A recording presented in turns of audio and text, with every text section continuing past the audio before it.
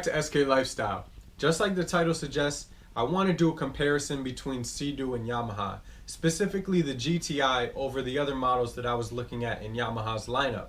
I've had a few questions in the comments field about this exact situation, and I just wanted to break it down to you guys, and I finally got the time to go ahead and do it. So throughout this recap, I'm going to go ahead and show an actual comparison side to side of special fields that I've selected, and you'll see me highlight ones when I think a certain ski outdid the other field. So not only will you get an objective view of what I think about this, but we'll have kind of a quantitative idea breakdown as to why I came to the conclusion I did. So with that said, let's jump right into it. So first on the list, of course, is how much do the skis cost? And beyond that, what ski are we looking at? So cost-wise, we were looking at about $11,000 cap. And the Sea-Doo GTI and the Yamaha VX Limited both come in right at that number, $11,000. So as far as the engines in both, we're looking at 3-cylinder 4-strokes, all right? And engine size, that's where they differ a little. The Sea-Doo is going to be 1494 cc's, and the Waverunner is going to be 1049. So a little bit of difference there. And horsepower, we're looking at 146 for the Sea-Doo and 130 horsepower for the Yamaha. So a little bit of difference there for sure. And as far as top speed I could find on the Waverunner, it looks like it hits 53.1 miles per hour. Maybe that differs a little bit, in certain conditions. And as far as I know, from what I've seen personally on my ski, the Sea-Doo is able to top out at 59 miles per hour, and I have blipped 60 twice, but 59 is definitely a guaranteed in very good conditions. Otherwise, 58 all day, whatever the kind of condition is.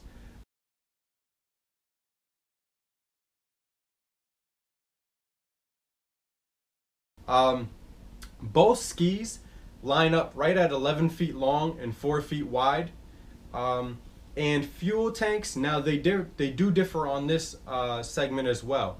The Sea-Doo GTI 155 and pretty much the whole lineup is looking at a 16-gallon fuel tank, which that's respectable. But the Yamaha comes in just a little bit higher, 18.5 gallons. And everybody knows, these machines can burn up a lot of fuel. Even if you have fuel efficient machines and you're on a good eco mode or something like that, you can still run through a lot of gas. So the more you can hold in your tank, hey, the better. I can't knock that. Now, storage within the jet ski. Some people, this may not matter at all. I do a lot of family activities and stuff. So that does kind of matter. And with the Sea-Doo, we're looking at 30.8 gallons of storage versus the Yamaha, which is 24.6 gallons of storage. Although there's 3 sections of storage for the Yamaha and only 2 for the Sea-Doo. Moving on, the hull, they both have V-shaped hulls. Sea-Doo calls theirs a modified V. Waverunner, Yamaha calls theirs a progressive stepped. I think they're both pretty much equal with each other. And as far as seats, they both have touring seats and 3-person seats as well. Except the Yamaha is a 2-piece seat, whereas the Sea-Doo is a 1-piece seat.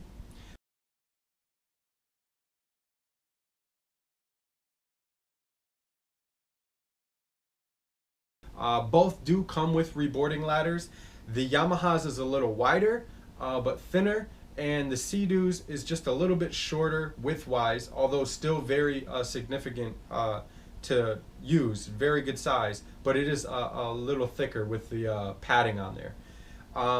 Now, Sea-Doo does have VTS, Yamaha does not on this VX Limited model. However, the Limited model does come with cruise control and no wake mode, whereas the Sea-Doo GTI 155 does not.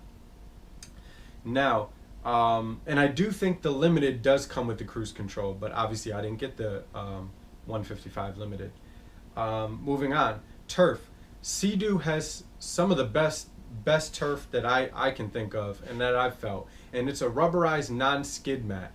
I love the thing. It just feels so comfortable. You've seen in my other videos, I say it just feels right at home. It just feels great. The Yamaha has the regular hydro turf with the ridges. It's comfortable, it's soft, but I think over time it may kind of wear on your feet, especially if you're climbing up with your knees and stuff. I just prefer the skid mat that Sea-Doo has. Um, Handlebars. Sea-Doo has the new palm rests in their lineup. Of course, you can switch those out, but pretty much the whole lineup comes with them. The Waverunner is going to have regular motorbike style handle grips, a little bit of palm rest, but nowhere near what Sea-Doo has. So I just pretty much consider it just a regular motorbike style handlebars. And as far as cooling's concerned, the Sea-Doo has closed loop cooling. All right. So the only water coming in and out is into the exhaust system. The engine is completely sealed off. It's closed loop. Whereas the Waverunner is using water cooled system. Now bilge pump, I did look this up. They both have auto siphons. And I believe that's when the engine is running, it is capable of drawing any water that is inside the hull outwards. But other than that, I know specifically for the Sea-Doo, it does not have an additional bilge pump that would just kick on whenever there's water in there, especially like if it's docked up or something.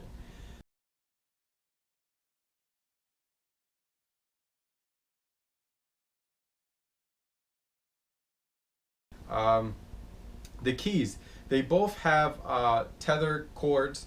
However, the Sea-Doo is a DESS, and I pretty much consider it a next generation key. It clips on really hard and tactile. I like it. It sticks there. It's right in the center. It's not off to the side, so it's not bumping into your wrist a lot. And it's definitely secure. It's a radio frequency type deal.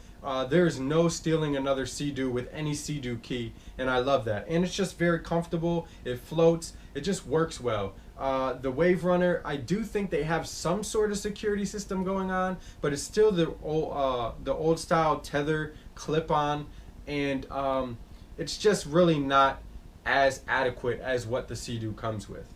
That said, moving on to controls. Drive-by-wire, I control IBR for the Sea-Doo. Of course, there's the brake and the reverse on the left side, and same with the Waverunner. You have the ride control, which is gonna help you brake and reverse on the left side, and your throttle is on the right, of course.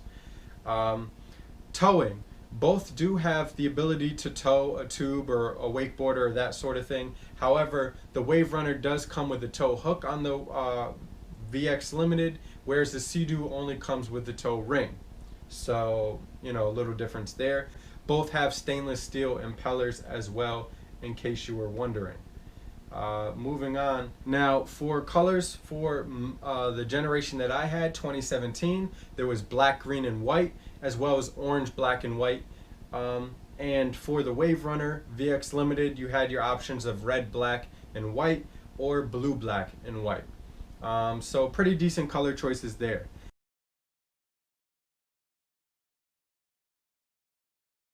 Now, the last thing on the list that we have to talk about here is just a few added extra features that each one carries. Now, the Sea-Doo GTI 155 comes with an OTAS system. What is that? That's off-throttle assisted steering. And basically that means if you turn the handlebars right after you let off the throttle, the engine will still kick on a few RPMs, and it'll actually turn the jet ski for you. Many people that are new to jet skiing don't know that if you let off the throttle and you turn the handlebars, the jet ski's either going to go the same way it did or just come to a stop right there, which can be dangerous if you need to get out of the way. Or if you're just kind of lazy. Sometimes I pull up and I just kind of want to move the jet ski a little bit. I don't even have to, go reach for the throttle. I just kink the handlebar a little bit and you just get and it just turns the ski for you. And it's nice. It's a really cool system. It works. It's a little weird at first, but after a couple minutes of using it, then you're fine with it. And it works great. The other added feature that Sea-Doo has on this model is the Eco, Touring, and Sport mode. And there is a difference between each one. Eco really helps you to be fuel efficient, doesn't allow you to go over about 40 miles an hour. I think it's like 38 or so. Touring lets you get all of the top speed. And I actually noticed that it seems like you can get just a hair faster top end in touring mode than you can in sport mode. Just a mile or two. It's a little easier to get that extra top end out of it. But it's kind of gradual, and sport mode unleashes all the engine has to offer. It really pulls you out of the water, and it's just cool to be able to switch through those modes.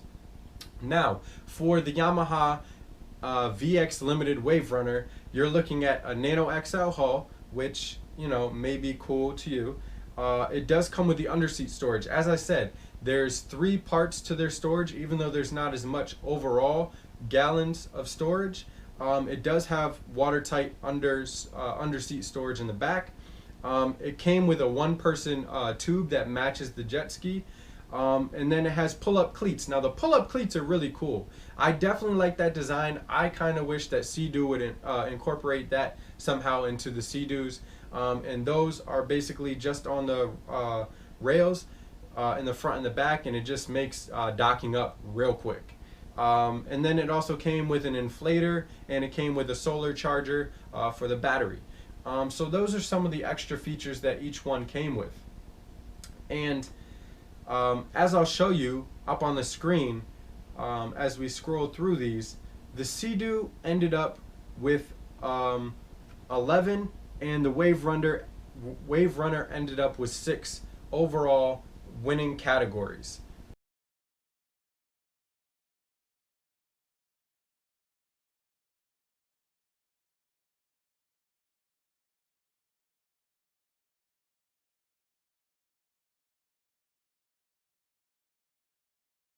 So that said, the Sea-Doo almost outdid the Yamaha for me twice as much. So obviously those weren't the only things. I didn't go into the boat show. I didn't even go into the boat show knowing exactly which one I was going to get. I decided at the boat show. I was still undetermined. So I didn't go in with this list and just check them off and say, hey, well, it's got to be this.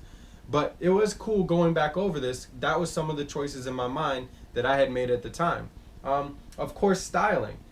You see here the styling of the Sea-Doo. There's just so many contours. Maybe you've seen some of my other videos before. If you haven't, go check them out. Make sure you're subscribing to SK Lifestyle.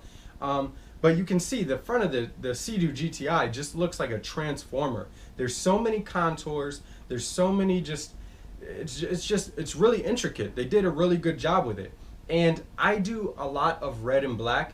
And so getting a green and black jet ski, you know, it just really appealed to me. And I really like the bright lime highlighter green. It wasn't a dark green or something like that. So that really appealed to me. So the styling of it and exclusivity. You know, I've never ridden a Sea-Doo until I got mine. Every time I have ever rented a jet ski, it was a Kawasaki or a Yamaha. But not having driven a Sea-Doo and, you know, hearing a lot about him and watching a lot of the review videos on him and just seeing it in person, it just feels real premium. It looked real premium. I just wanted to be a part of the brand and see what it had to offer, and, you know, I'm really happy that I did, honestly. And you know, there was a lot of horsepower in this GTI 155 for at 11 grand or under. So all those things combined, along with some of the checklists that went off in my head about the other things that we went over, is really what led me to, you know, where I ended up with getting the Sea-Doo GTI 155. But hopefully this was helpful to you guys. If you have any other questions, just leave it down below. SK Lifestyle will always get back to you very quickly, actually. And I really want to help you guys out. I've seen a lot of people who have said they've chosen this Sea-Doo GTI because of some of my videos and so forth. So I really appreciate the support and the feedback too. Feedback on the videos, feedback on, you know, what you guys end up doing and your choices and what you guys are out there doing. And so I really appreciate it. Keep it coming. Anything else you guys want to see. This was a request and something I kind of wanted to do, but was requested recently, and so I did this video. So if you guys want to see other things, if it's action sports, if it's reviews, whatever it is, let me know. Make sure you're subscribing to SK Lifestyle, hitting that notification bell, like, share, all that stuff. And that said, SK Lifestyle is going to end this right here, right now. See you guys later.